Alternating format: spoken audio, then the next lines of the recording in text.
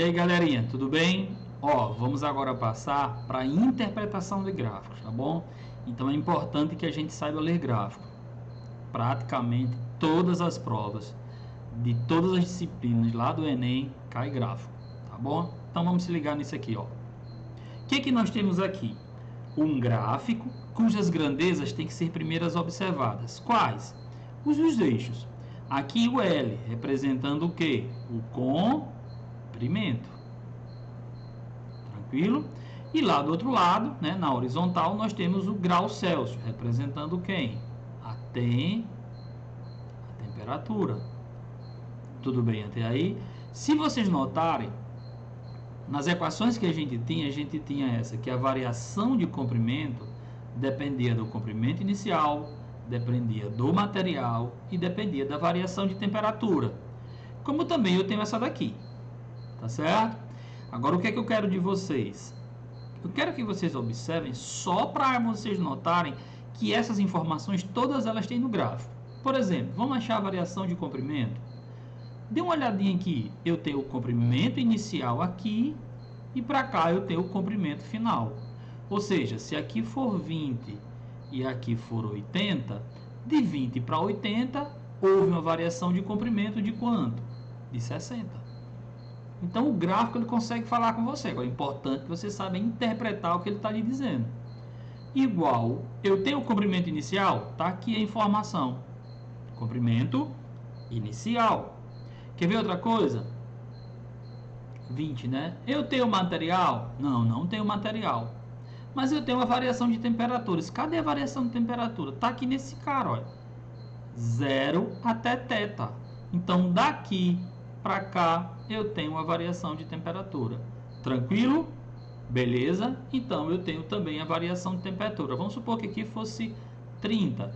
De 0 para 30, teve uma variação de 30 graus. Então, observe que eu tenho essa informação, essa e essa. E vou para trás de achar quem? O material, o coeficiente de dilatação. Tranquilo? Tá vendo como é fácil? Então, o gráfico consegue passar essas informações. Vamos passar adiante. Pronto. É o caso que a gente tem aqui. Deixa eu só voltar aqui para ver se está ok. Da lâmina bimetálica. A palavra já está dizendo. Ou seja, dois metais. Observe a figura. Eu tenho aqui, gente, uma fonte de energia, uma diferença de potencial no fio azul e no fio vermelho. Então, a corrente elétrica vai passar pela lâmina bimetálica, vai passar aqui por dentro pela lâmpada e retornar. Com a passagem da corrente, o fio começa a aquecer. E essa lâmina bimetálica também. Olha só o que acontece. A lâmina bimetálica ficou curvada. Mas por quê? Mágica? Não. Simplesmente devido ao aquecimento. Quando ela encurvou, ela perdeu o contato com o circuito, abrindo o circuito aqui, ó, nesse ponto. Então não passava mais corrente elétrica, consequentemente a lâmpada o que? Desligou. Se essa lâmina voltar ao normal, ela acende novamente. É o que acontece, por exemplo, vamos lá. Ferro de engomar. Quando você coloca lá o ferro lá de engomar, você coloca numa temperatura que você quer, o material que você quer engomar, e quando chega naquele ponto ele desliga. Aí você continua engomando.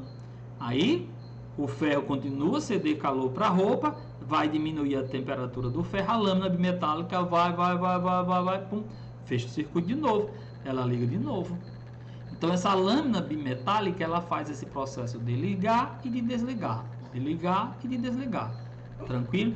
Tem muita coisa que utiliza a questão das lâminas bimetálicas para desligar e ligar, tá bom? Vamos passar adiante. Espero que você tenha entendido isso. Então olha só, a explicação física.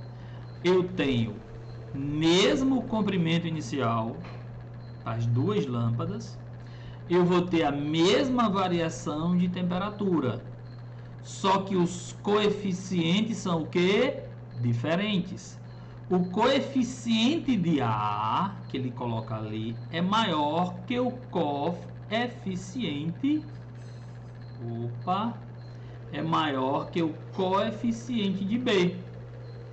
Espera aí, se a gente for analisar a equação, quem dilata mais? Vamos lá. Pá, material, variação de temperatura. Se a gente for aqui, a gente vai eliminar essas coisas aqui, tá bom? Olha só. Os dois vão sofrer a mesma variação de temperatura. Então não é parâmetro de análise. Os dois têm o mesmo comprimento inicial. Então não é parâmetro para analisar. Os dois têm coeficiente de dilatação diferente. Tem. Quem é que é maior? A ou B? A. Então o A vai se dilatar mais. Como o A vai se dilatar mais, olha o que acontece com a lâmina. Ela é em curva. Gente, presta atenção, pelo amor de Deus, aqui, ó. Se ligue. Pra gente matar a questão. Imagine que as mãos sejam lâminas. E uma dessas mãos está colada, as mãos estão coladas. Uma dessa mão vai querer crescer mais do que a outra porque tem maior coeficiente. Isso é aqui uma situação, material A, material B. Então esse vai querer crescer mais. Como esse vai querer crescer mais, ele vai forçar o outro a encurvar. Porque quem está para fora da curva tem maior comprimento. Se diminuísse a temperatura, ele é quem encolheria mais. Se aumentasse a temperatura, ele é quem aumentava mais de tamanho. Por isso que ele coloca essa curva e desliga, tá certo? Tá vendo como é fácil? Vamos lá adiante. Onde é que está presente dilatação térmica? Olha só, tá vendo aqui o vão das pontes? Deixa eu trocar de canetinha, tá vendo aqui, ó? Existe esse vão nas pontes, para quê? Para que quando a temperatura, para que quando a temperatura aumenta, o vão vai, ó, e não rache. E quando diminuir, então ele vai ficar fazendo isso aqui, beleza? Tranquilo? A gente vê muito isso aqui, sabe em quê? Em calçada. Tá vendo aqui, ó? Isso aqui, galera, é chamada, ó, lâminas ou contenção de dilatação, beleza? Alguns fazem de borracha, outros de madeira.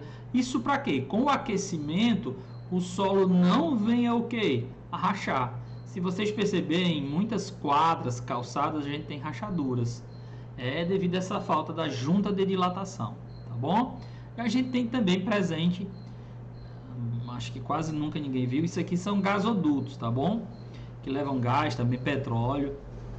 E o cara disse, rapaz, como é que um engenheiro dá uma burrada dessa para fazer uma curva no negócio desse? Mas não é. Esses canos aqui tem quilômetros de comprimento.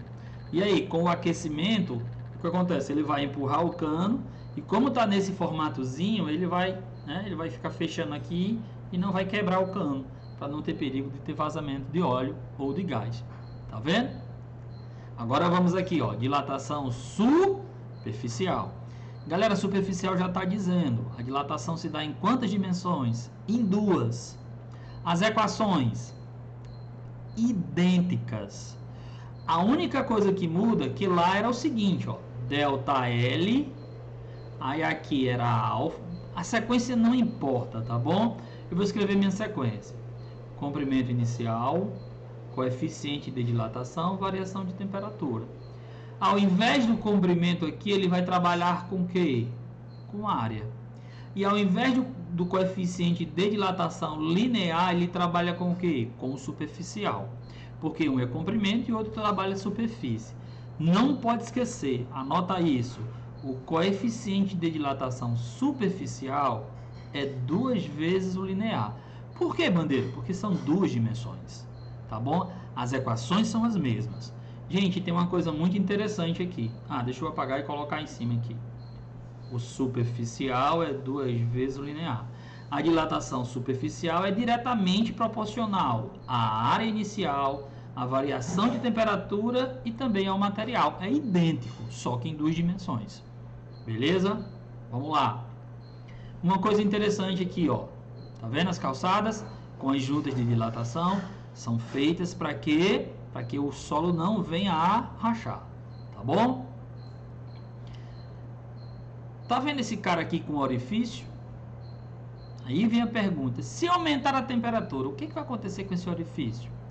A maioria dos alunos respondem que o orifício vai diminuir de dimensão.